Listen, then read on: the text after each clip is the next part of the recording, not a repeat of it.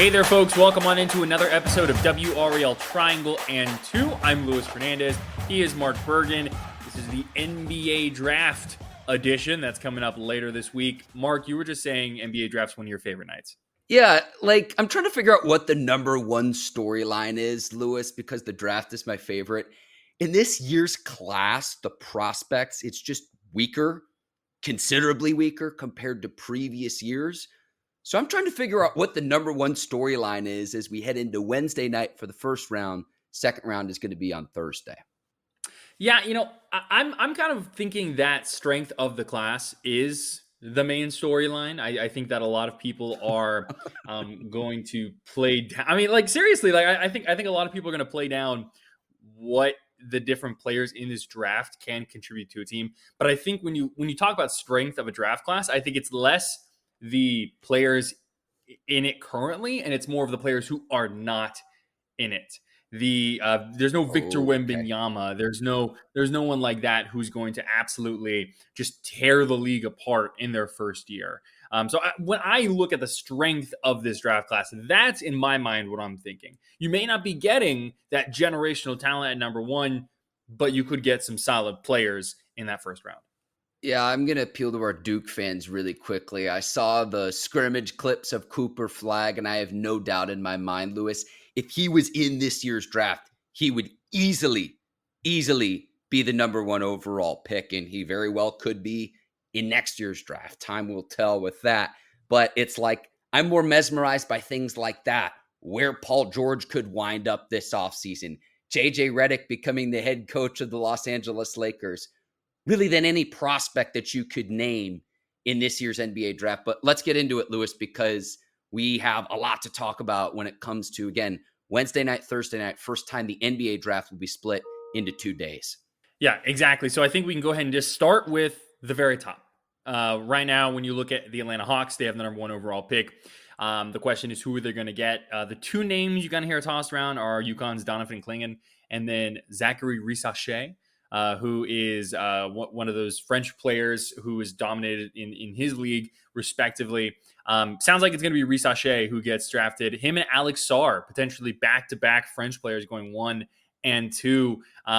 Victor Wembanyama, man, I know he wasn't the first all-star French player, but he is definitely starting to remind people that how much talent there is in France.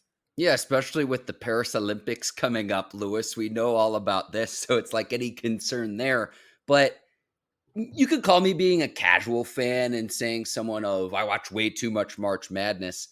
I know what Donovan Clingan can be for an NBA team. That rim protector, someone who's a solid rebounder, someone who almost plays a Tyson Chandler type role on the defensive end. Then offensively is adept at setting screens, rolling to the hoop, being the guy, dribble handoffs, that type of thing. I know what he is in the NBA. It's not the 5-out style that we see popular throughout the league, but I know what it takes for him to be successful. Again, call me a casual, Luis, but I know what he is versus Risacher or Sarr. Just given the international game, I'm not as familiar with their games, regardless of how much tape I can watch on YouTube. Yeah, I'm not going to call you a casual, Mark, but I think we're at a point now, especially in the NBA, where the international game is everything. With the best players in the NBA, we remove the Jason Tatums, the Anthony Edwards, top American players. So many of them are international guys, whether it be Canada or Serbia or France. It's all about the international game right now, and I think it makes sense to kind of reach for the stars when it comes to players like this. It's not what it used to be, where people were always scared of drafting international players because they weren't sure what they were going to get. Now that's not what we're looking at anymore. And I think that Risacher and Alex Sarr have the potential to play well in the league. Like I said, they're not Victor Wembanyama or anything like that, but I'm very fascinated by what they can do. But let's go ahead and turn now to some of the local folks here, Mark. We're going to start with we're going to go through this in the order of operations, where it looks like these players are going to be going from top to bottom. And the number one local guy off the board is most likely going to be Duke's Jared McCain. Yeah, sharpshooter. I know what he brings to the table. Prospect out of California, playing at Duke, can light it up from deep. I don't know if he's more of like a combo guard or a two guard stuck in a one's body. If he is required to play point guard, the separation I worry about a little bit, but someone who can space the floor, who might not be your traditional point guard, but also is a sound defender. And then the thing I really liked about him this last season, Lewis, is his ability and willingness to rebound down low, even against bigger players. That is a want to. So if he goes to the right system, I'm not saying he's going to be a Steph Curry type, but again, a guy that if you leave him open off of a catch and shoot, he's going to be able to light it up from outside. And I think that's the reason why coming into this draft, when we look at the triangle teams, Duke, UNC, NC State, he's going to be the first among those three schools taken off the board in this year's class. The two teams that I've seen in a lot of mock drafts, which pretty consistently seem to have Jared McCain slotted into them, are Miami at number 15 or Orlando at number 18. Both of those are interesting for a variety of different reasons, right? We see Miami and Jimmy Butler, that whole team, more shooting was always better for them. He could contribute pretty immediately. Jaime Jaquez, we've seen some of like what they've been able to do with rookies there. Very fascinating stuff if that's the route they go. With the Magic, hey, there are a lot of local guys who are on that team currently. The Cole Anthonys, the Paulo Bancheros. So like that'll be really interesting. And they desperately need outside shooting. Jared McCain, he's a little bit on the smaller side for a guard in the NBA, but you hinted at it there, Mark. What he's able to do from a kind of like what he plays much bigger than he actually is. The way he crashes the boards, he's very strong, especially when he finishes. He's a very good, just a bucket, really, is how I would describe Jared McCain's game. He's someone who can attack you in a variety of ways. And one of the ways that John Shire referenced McCain and his abilities last year for Duke was that McCain has like a bit of a gravity around him, which to me is one of the ultimate compliments you can give, especially a shooter. The defense will cave in on him a little bit because they know just how good he can be with the ball in his hands, especially shooting from the outside. So I think Jared McCain is someone who can kind of come in, contribute immediately, and have a very long NBA career. I'm very excited for what he can do. And we're going to go ahead and stick with the Duke folks here. Mm-hmm. Kyle Filipowski, who is someone that I think a lot of people saw as a first-round pick, top 15, maybe lottery type guy. In recent mock drafts that I've been looking at, kind of have him sliding down in the first round a little bit. Your thoughts on Kyle Filipowski's NBA potential, Mark? Yeah, I think late first round, maybe early second round at this point. You like the touch, the pick and pop game. The touch in what I mean by that, like, is he has some skill sets where it's like, whoa, this is a big man who's 6'10" and is able to put it on the floor and do some things, dribble handoff, take other players off the dribble, to be able to play in space. Down low defensively, this is where I have concern with Filipowski, right? Because I look in the two rivalry games, UNC against Armando Bacot, he got worked down low. And then against NC State against big old DJ Burns, he got worked down low.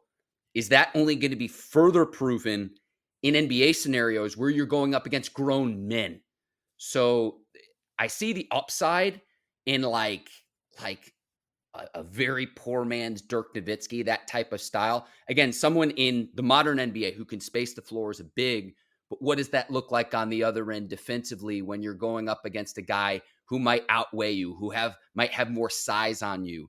In those big time matchups this year, there was more to be desired from the defensive standpoint when it came to Kyle Filipowski on the defensive end of the floor. Those are my thoughts, Lewis.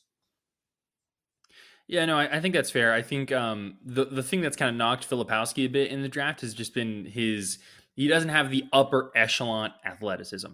And, he's still more athletic than, 99% of people out there, but he does not have that upper echelon athleticism that is so valuable in the draft process. But it's very rare to have people who are 6'10" and above and have the kind of offensive touch and ability that Filipowski has. So he's going to go most likely in that last half of the first round, kind of close to that pick 30 type range. I could see him kind of being a complementary piece that will have the opportunity to grow and learn.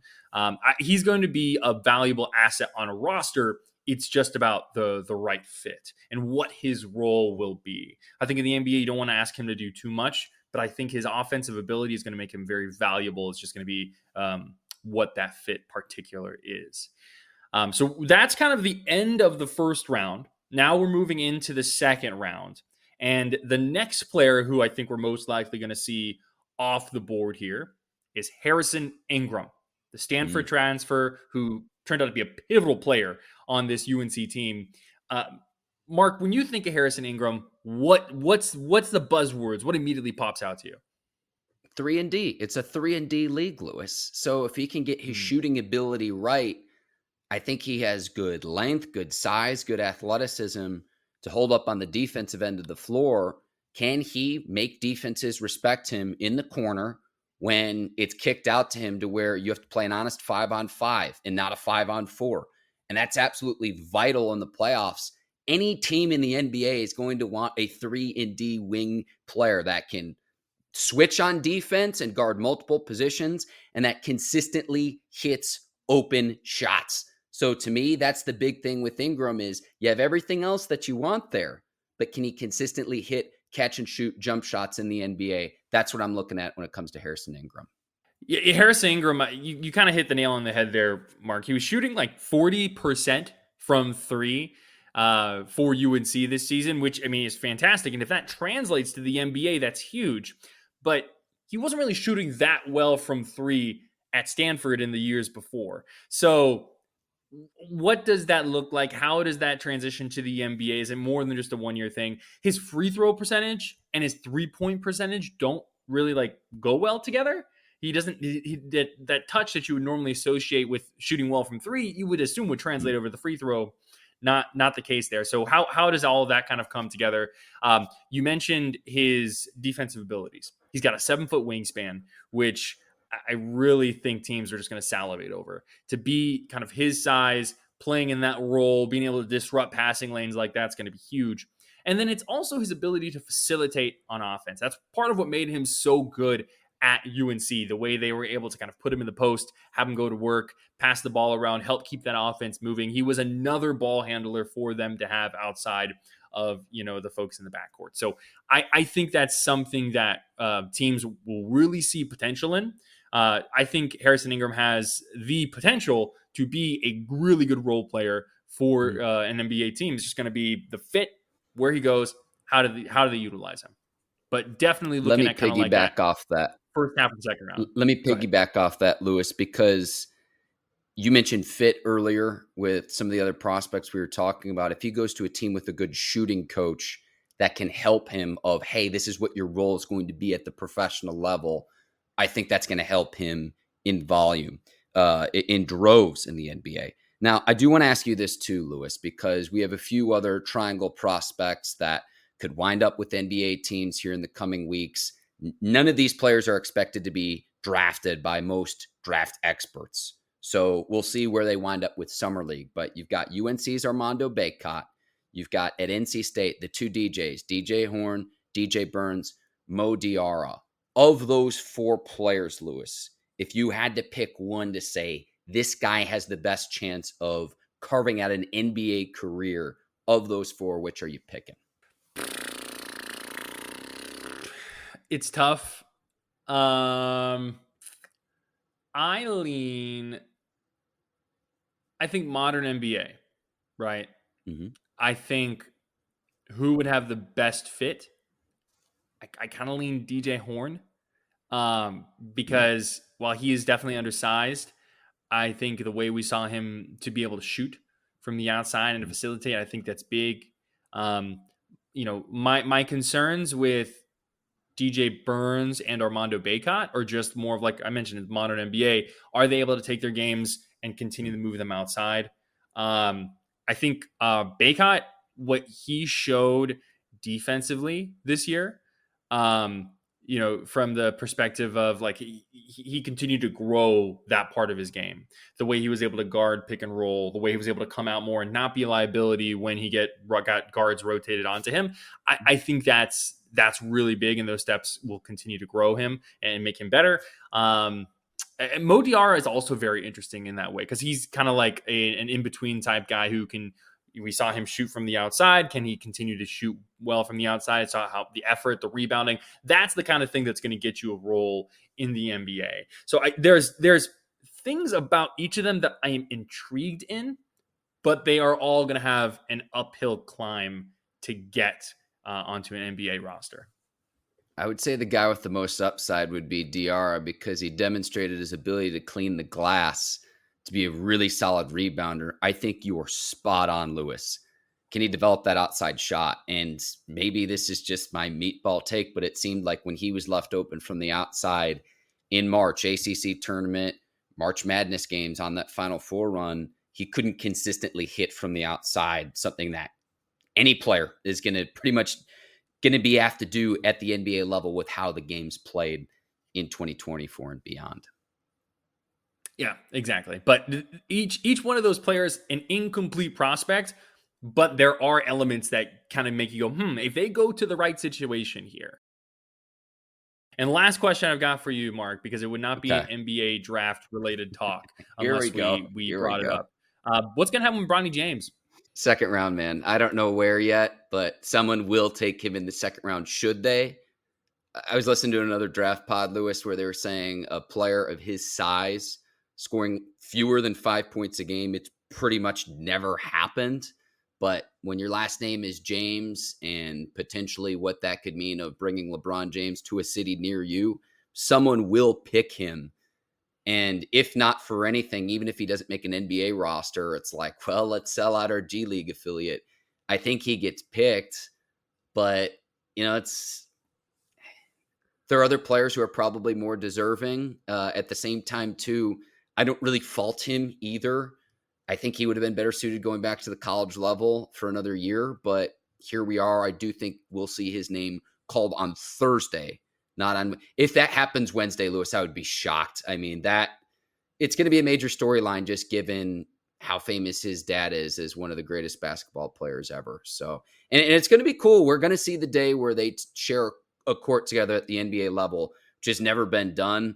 That's going to be quite a moment here this upcoming season too. If they're on the same team, if they're on different teams, we'll see how that plays out, but it will play out this upcoming season, and that's going to be quite a moment. So just my two thoughts, words. What say you, Lewis? I mean, I think second round at some point, but what say you? 55 to the Lakers. I mean, I think that's what it's going to be. Lakers second round draft pick. I mean, it just makes sense, right? Like, I mean, I'm not a rocket scientist or anything. Like, I'm just, the Lakers get JJ Redick. And now, assuming that makes LeBron happy, assuming he stays in LA, 55 to the Lakers, but that just seems to make the most sense. Can JJ play like 15 minutes off the bench as like a player coach, floor spacer? I've seen a few, I've seen a few memes where it's like, the Lakers can't make it from three and JJ Redick's like checking in type thing. It reminds me of like how, what is it in baseball, right? The reason why the managers wear uniforms is so that they go onto the field. Like, what if JJ just starts coming out wearing like a Lakers uniform so he has the ability to check himself in if he needs to. He only retired a couple of years ago. I'm sure he could still get up like 35% from the outside if they absolutely need him. All I'm saying. Hey, and I will say this for someone's like, when does this ever happen? What are they talking about? Bill Russell, the last two titles he won in Boston, he was not just the star player of the Boston Celtics. He was a player coach. He was the team's coach as well. So like, it's been a long time, but this has happened in NBA history before. I'm not saying that's going to happen with JJ Redick, but it's funny with all of the fanfare. I don't know if he's going to be good or bad. None of us do. He could be a Steve Kerr type or a Jason Kidd type. We just saw get to the NBA Finals. He could be Steve Nash. We don't know. What I do know when it comes from the Lakers standpoint is you got 4 teams at least that are going to be better than them in the West. You got to make some moves this offseason to help improve that roster as LeBron James is like 40 now, right? Because Minnesota's better than you, Denver's better than you, Oklahoma City's better than you, and Dallas is better than you. So JJ Redick to the Lakers, okay. I'm just kind of like, I don't know what to expect. But what I do know is they have to improve that roster if they seriously want to contend, period. Agreed. Anything else on this NBA draft edition of WRAL Triangle and 2? No, we will have plenty of coverage this week over on WRALSportsFan.com. Again, Wednesday night's first round, Thursday's the second round. So we got primetime coverage Wednesday night. Second round starts at like 4 o'clock Eastern. So it's going to be interesting. I think this is a direct result of the NFL breaking up into multiple days, and the NBA is like, let's just make this a multiple day event as we get into the dog days of summer until the Paris Olympics gets underway. A lot of the trials and pre-trials already underway. So we have you covered over WRALSportsFan.com with all of this coverage, draft, Paris Olympics, a lot ahead in the coming weeks here, Lewis. Couldn't have said it better myself, Mark Bergen. For Mark Bergen, I'm Luis Fernandez. Thank you all for watching or listening to WRAL Triangle and 2. We'll see you next time.